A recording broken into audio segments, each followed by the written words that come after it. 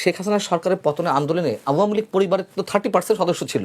এই জুলাই সনের সম্পূর্ণ এখনো পর্যন্ত ধোঁকাবাজি। আমি তো প্রমাণ দিয়ে দিচ্ছি, যা কিছু এরা বলেছে এদের তো মূল টার্গেট ছিল শেখ হাসিনা সরকারকে হটিয়ে দিয়ে নিজেরা ক্ষমতা দখল করবে। গণভোট যেটি হয়েছে এটাও প্রতারণা, এটা সবাই স্বীকার করবেন। তো যেমন আক্তার ভাই বলছেন যে এটা কিসের ভিত্তিতে করা হলো, এই প্রশ্ন তো প্রথমে ওঠে। আচ্ছা, তারপর যখন হয়েছে তাহলে কেন মানা হচ্ছে না, তাই তো? ওই যে গুজামিল, এখন ডক্টর ইউনূসকে যখন হেড অফ দ্য গভর্নমেন্ট করা হলো, বা অন্তর্বর্তী বা তত্ত্বাবধায়ক যে নামই আমরা বলি না কেন, তার প্রধান করা হলো, কেউ আপত্তি তোলেনি। ওই যে ডক্টরিন অফ নেসেসিটির জায়গা থেকে যে কে একজন তো হবে, আচ্ছা ঠিক আছে, কেউ একজন আসুক। হ্যাঁ, আর এই নামটা প্রথমে প্রস্তাব করা হলো ওই সোকল সমন্বয়কদের পক্ষ থেকে। আচ্ছা, সেনাপ্রধান কিন্তু আপত্তি জানিয়েছিলেন। আক্তার ভাই তো বলছেন যে তখন কেন আপত্তি জানানো হয়নি, অন্তত একটা গুরুত্বপূর্ণ জায়গা থেকে আপত্তি জানানো হয়েছিল। তারা তো আন্দোলনে তো নেতৃত্ব দিয়েছেন সমন্বয়করা, মানে সোকল্ড কেন আসলে সোকল্ডের জন্য বলছি যে আরে এদের ছাত্র নেতা হিসেবে মেনেছে, আমিও মেনেছি, আমি তো স্বপ্ন দেখার চেষ্টা করেছিলাম তাদের চোখে। প্রতারণা করেছে তারা, যা করবে আমি সবকিছুকেই কথিত বলবো, সোকল্ড বলবো। প্রতারণা করেছে, ধোঁকা দিয়েছে। আচ্ছা, সে মানে এটা তো আলোচনা করেছি। এখন আপনি যদি বলছেন যে গণভোটের বিষয়ে, তো এই গণভোটটাও বিএনপির ডক্টরিন অফ নেসেসিটির জায়গা থেকে তারাও প্রতারণা করেছে। তারা কিন্তু খুব জোরালোভাবে এই গণভোটের পক্ষে প্রচারণা চালায়নি। আমি যদি ভুল না করে থাকি, আজকের যিনি প্রধানমন্ত্রী তারেক রহমান সাহেব একবার কি দুইবার উচ্চারণ করেছেন, একবার কি দুইবার, যে হ্যাঁ এর পক্ষে ভোট দিন। মির্জা ফখরুল সাহেব একবার উচ্চারণ করেছেন। আপনি তো স্থানীয়ভাবে প্রত্যেকেই যারা প্রার্থী ছিলেন তাদের 90% নাতে ভোট দিতে বলেছেন, ওপেন বলেছেন, আমি দায়িত্ব নিয়ে বলছি। এখন যদি বলেন যে তারেক রহমান কেন বললেন, মির্জা ফখরুল কেন বললেন, ও যে না বললে তখন তো আবার যে একটা নির্বাচনটা বিলম্ব হবে, নির্বাচনের জন্য যে খেলা চলছিল সমর্থন জানিয়েছে জামাত এনসিপি বলো, এই দেখো এরা তো সংস্কার চায় না। আসলে এরাই তো সংস্কার চায় না, মূলত সংস্কার এনসিপি এবং জামাত চায় না। আমি যে এক্সাম্পলগুলো দিলাম সেই প্র্যাকটিসগুলো কি ওই সময় হয়েছে? রাষ্ট্রপতি প্রধানমন্ত্রীর মধ্যে ক্ষমতা ভারসাম্য আনার যে একটা উদাহরণ সৃষ্টি, সেটি ডক্টর ইউনূস করেছেন, বরঞ্চ আরও ন্যাক্কারজনক দৃষ্টান্ত স্থাপন করেছেন। মুখ দেখা দেখি বন্ধ করে দিয়েছেন প্রেসিডেন্টের সঙ্গে। উনি ফুল দিতে গেলে শহীদ মিনারে উনি তখন যাবেন না, উনি তার পরে যাবেন, চলে যাওয়ার পরে। উনি বঙ্গভবনে যান প্রধান বিচারপতির শপথ অনুষ্ঠানে, তার দিকে ফিরেও তাকায় না রাষ্ট্রপতির দিকে। রাষ্ট্রপতিকে নিয়ে আপনার নানান ধরনের অ্যালার্জি থাকতে পারে, প্রশ্ন থাকতে পারে, যেটি আওয়ামী লীগের মনোনীত প্রেসিডেন্ট হ্যান। কিন্তু বিষয়টা হচ্ছে পদটাকেও তো আপনি সম্মান করতে হবে, আপনি সংবিধান মানবেন না। তাহলে যেইখানে এই ধরনের কোনো চর্চা নেই, আপনার দুর্নীতি থাকবে না, বৈষম্য থাকবে না, এই ধরনের কথা তো বলা হয়েছিল। আপনি বারবার জুলাই স্বপ্নের কথা বলছেন, কিসের স্বপ্ন? সবগুলো ধোঁকাবাজি, একটা ফাজলামো। এবং ওই যে 1.5 বছরে কি দুর্নীতি হয়নি? জি, গত 16 বছরের দুর্নীতিকেও হার মানিয়েছে অনেকে বলছেন। অনেকে না, আমি বলি 10 গুণ হয়েছে, আমি বলি 10 গুণ হয়েছে আমার দৃষ্টিতে। এবং কোটা বিরোধী আন্দোলন থেকেই তো এই যে অভ্যুত্থানের সৃষ্টি, তাই না? এক দফা আন্দোলনের সৃষ্টি। কোটা কোথায় নেই? তার মানে এরা যা বলেছে তার বিপরীতটা করেছে, এদের প্র্যাকটিসটাই ওরকম ছিল, কিন্তু মুখে এগুলো বলেছে। অতএব এই জুলাই সনের সম্পূর্ণ এখনো পর্যন্ত ধোঁকাবাজি। আমি তো প্রমাণ দিয়ে দিচ্ছি। শেখ হাসিনার সরকারের পতনের আন্দোলনে আওয়ামী লীগ পরিবারের তো 30% সদস্য ছিল। এরকম তো, এটা আমার মুখের কথা নয়, প্রমাণ আছে। হ্যাঁ, তারা কেন চেয়েছিল? আওয়ামী লীগের 15 বছরে যা কিছু হয়েছে সব যে খারাপ নিশ্চয়ই তা নয়, অনেক ভালো কাজ আছে। 2-3টা জায়গা থেকে মানুষের মানে মেজর যে ডিসপুটগুলা সেগুলো ছিল। কোথায়?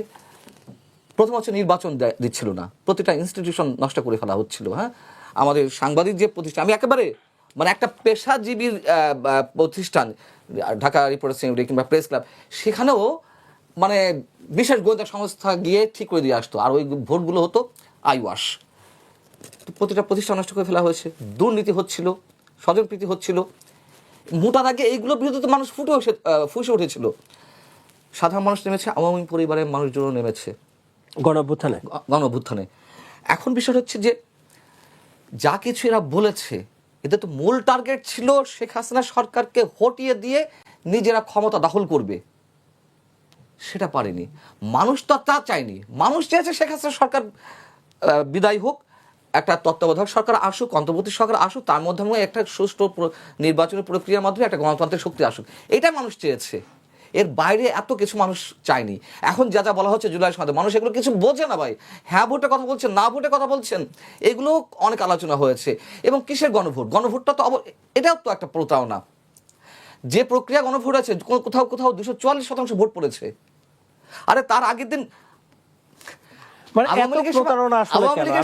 দিনের ভোট রাতে হয়েছে, এটা বাস্তবতা। যদিও তার কোনো ভিডিও ফুটেজ নেই, অনেকে এর মানে ওই ভোটের পক্ষে বলার জন্য যে দিনের ভোট প্রমাণিত, যদিও তার কোনো ভিডিও ফুটেজ নাই। অনেকে বলেন যে আওয়ামী লীগকে সমর্থন করেন ওই নির্বাচনে, ভাই একটা ভিডিও ফুটেজ দেখেন, নাই, এটা সত্য কথা। কিন্তু হয়েছে তো। আমি ওই সময় একটা টেলিভিশনে কাজ করি, আমি যখন টক শো করছি তখন খবর আসা শুরু হয়ে গেছে। তার আগেই 12টায় টক শো, আমরা 10:30 থেকে খবর পাচ্ছি যে সিল মারা শুরু হয়ে গেছে। আচ্ছা, দিনের ভোট রাতে হয়েছে, আর এইবার যে দিনের ভোট সন্ধ্যায় হয়েছে, তার আগের দিন সন্ধ্যায় তো ওই গণভোটের ব্যালট পেপারগুলো সবার সামনে সামনে সিল মারা হচ্ছে, মানে সিল মারার প্রক্রিয়া চলছে। এবং পোলিং এজেন্টের কাছ থেকে সিগনেচার করে নেওয়ার অনেক অভিযোগ উঠলো, একটা দুটো না। যেই সংবিধানের দোহাই দিচ্ছেন সেই সংবিধানে এখনো শেখ হাসিনা প্রধানমন্ত্রী, তাহলে আপনি 5ই জুলাই বা 8ই জুলাই আনলেন কেন? তো জুলাই সনদ গণ, গণভোটের সিদ্ধান্ত গণ, এটা সমাধান হয়ে গেছে। এটা নিয়ে আর এখন সংসদে কিছু করার নেই, রাষ্ট্রপতি কিছু করার নেই। গ্রহণ করা হবে কি করা হবে না, সেগুলা সমাধান কিভাবে দিবে, সেটা অবশ্যই নির্ভর করবে যিনি রাষ্ট্রের নেতৃত্ব দিচ্ছেন বা যারা রাষ্ট্রের নেতৃত্ব দিচ্ছেন, তারা তো সংকট সমাধান করবেন। জ্বালানি তেলের সংকটের জন্য সরকার তো আমাদেরকে ডাকতে হবে। আমরা তো বলেছি হামে সমস্যা সমাধানের জন্য সরকার আমাদের ডাকতে হবে। আমরা এখানে যেটা বলেছি যে এই জুলাই সনদের সমাধানটা আগে করতে হবে। কাকতালীয়ভাবে আজকে অবস্থানটা কিন্তু পরিবর্তন হয়ে গেছে। জুলাই সনদের সমাধান গতকালকে অত্যন্ত প্রাঞ্জল ভাষায় সুন্দরভাবে স্বরাষ্ট্রমন্ত্রী সালাউদ্দিন সাহেব সলভ করে ফেলেছেন। জুলাই সনদের প্রতিটি পয়েন্টের ব্যাপারে সে তার সিদ্ধান্ত দিয়ে দিয়েছেন এবং মাননীয় প্রধানমন্ত্রীও সেখানে হাত থাপিয়ে তাকে পূর্ণ সমর্থন দিয়েছে। সে জুলাই সনদ গণ, গণভোটের সিদ্ধান্ত গণ, এটা সমাধান হয়ে গেছে। এটা নিয়ে আর এখন সংসদে কিছু করার নেই, রাষ্ট্রপতি কিছু করার নেই। কারণ সরকার হুবহু সবগুলো মেনে নিয়েছে এবং বলেছে তারা ধাপে ধাপে সেগুলা বাস্তবায়িত করবে। প্রিন্স ভাইও যদি আপনি কালকে যদি স্বরাষ্ট্রমন্ত্রী বক্তব্য দিয়ে থাকেন, এমনকি সংবিধানের যেখানে যেখানে সংশোধন করার দরকার তারা বলছে সেখানে করবে। তারপরে তারা বলেছে যদি আরো কিছু করতে চান আলোচনায় বসবো, এবং সেখানে একটা কমিটি করে দিয়ে বলছে, এবং সেখানে সকল রাজনৈতিক দলকে নিয়ে বসার একটা পরিবেশ সৃষ্টি করে বলে সরকার বলে ফেলেছে। কারণ আমাদেরকে অপেক্ষা করতে হবে। আপনি যে কথাটা বললেন, আপনি যদি সংসদ মানেন তাহলে সংসদ যে সিদ্ধান্ত নেয় সেটাকে মানতে হবে। আর যদি মনে করি আমরা, বা প্রিন্স ভাই যেটা বলছেন, বা আমাদের আলোচনা করা, হ্যাঁ আমরা আলোচনা করব, বিভিন্ন আঙ্গিকে বিভিন্ন দৃষ্টিভঙ্গিতে আমরা বলবো। বহু মত মানেই বহু আলোচনা, বহু আলোচনা মানে বহুবিধ সমস্যার সমাধান, বহুবিধ সমাধান আসতে পারে। এটা একজন ব্যক্তির কাছে সীমাবদ্ধ থাকতে পারে না, এই আলোচনা চলতে পারে। আজকে আপনি যেটা বলছেন তেলের যে সংকটটা, তেলের সংকটটা তো তেলের চাহিদা ভার্সেস মজুদের জন্য নয়। জুলাই স্বপ্নটা তো 5ই আগস্ট সকাল 11:30 বাস্তবায়িত হয়ে গেছে, শতভাগ বাস্তবায়িত হয়ে গেছে। জুলাই বিপ্লবটাই ছিল, মানে স্বপ্ন কি একটাই ছিল যে এই সরকারকে, স্বপ্ন তো উনি বললেন না কত ধরনের স্বপ্ন আছে, তো হাজার হাজার স্বপ্ন নিয়ে আপনি কোথায় বসে থাকবেন? মূল স্বপ্ন তো একটাই ছিল, কর্তৃত্ববাদী সরকারের অবসান। সেই স্বপ্ন বাস্তবায়িত হয়ে গেছে আমাদের 11:30 সময়। ইউনূসকে আপনারা সবাই মেনে নিলেন কেন? 5ই আগস্ট পরিবর্তন হয়েছে, শেখ হাসিনা চলে গেছে। কেন চলে গেছে? এই ছাত্র জনতার আন্দোলনের মুখে। সেটা আপনি পছন্দ এনএসএফ সার্টিফাইড স্বজন সিপিবিসি পাইপ, পাইপ ভালো তো লাইফ ভালো করেন আর না করেন, শেখ হাসিনা তার ক্ষমতা ছাড়তে বাধ্য হয়েছে। তো এই বাধ্যর পরে আপনি আজকে ডিপ স্টেট বলছেন। আগে আমরা বলতাম দেশীয় বা আন্তর্জাতিক চক্রান্ত বা ষড়যন্ত্র, এই শব্দটা ছিল আগে প্রচলিত। যখন মার্শাল ল আসতো তখন বলতো দেশীয় এবং আন্তর্চক্রান্তের ফসল, এটা এখন ডিপ স্টেট বলা হচ্ছে। তাহলে আপনি এই সমাধানটা তো আমাদের 5ই জুলাই করা দরকার ছিল সব রাজনীতিবিদদেরকে, যে ক্ষমতায় কে বসবে। এখন ডাক্তার ইউনূস সাহেবকে আপনারা সংবিধানের আওতায় ক্ষমতায় বসিয়ে দিলেন। কোন সংবিধানে? যে সংবিধানে শেখ হাসিনা এখনো প্রধানমন্ত্রী। আমি এখনো বলছি, যেই সংবিধানের দোহাই দিচ্ছেন সেই সংবিধানে এখনো শেখ হাসিনা প্রধানমন্ত্রী। তাহলে আপনি 5ই জুলাই বা 8ই জুলাই আনলেন কেন? আপনি বলছেন ডক্ট্রিন অফ নেসেসিটি। তো ডক্ট্রিন অফ নেসেসিটি কি Yunus? Doctrine of necessity Prince হলো না কেন? সে তো রাজনৈতিক দলের একজন,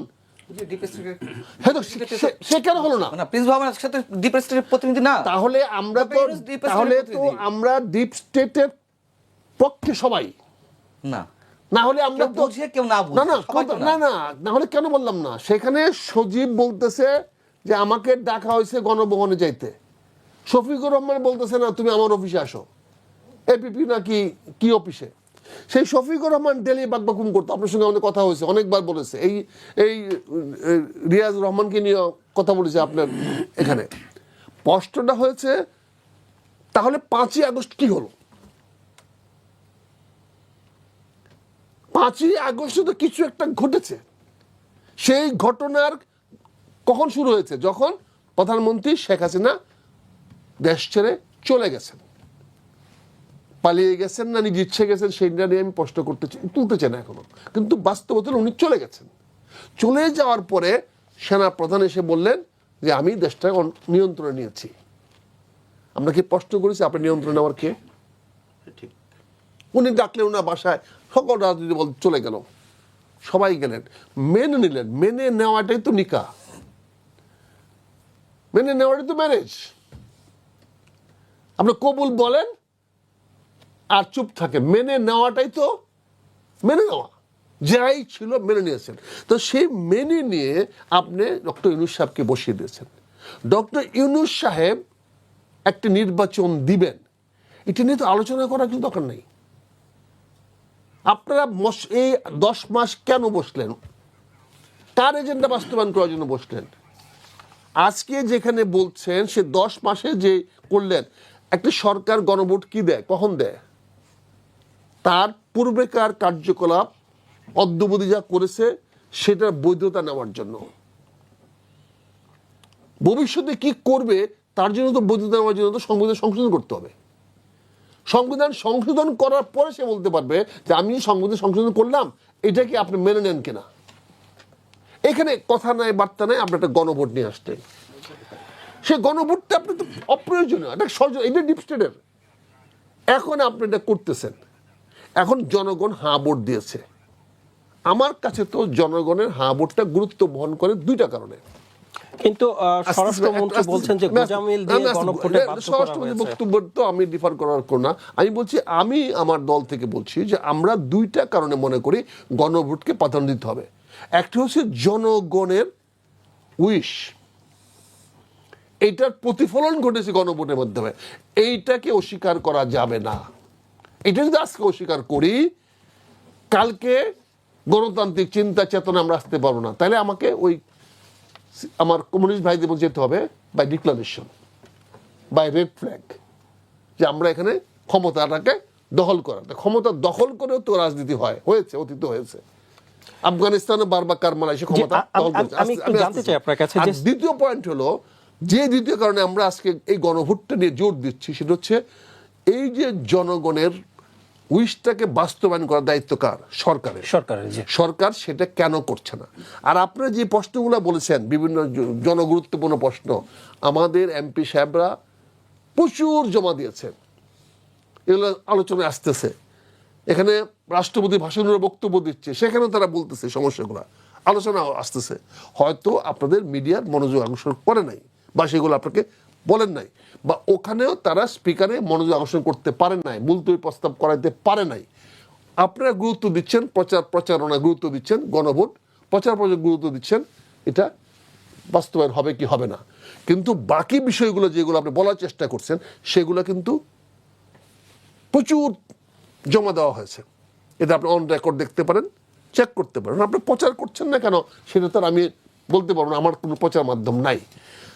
শেষে আমি কথা বলতে চাই, আসেন আমরা এই বিষয়টা ফয়সালা হয়ে গেছে,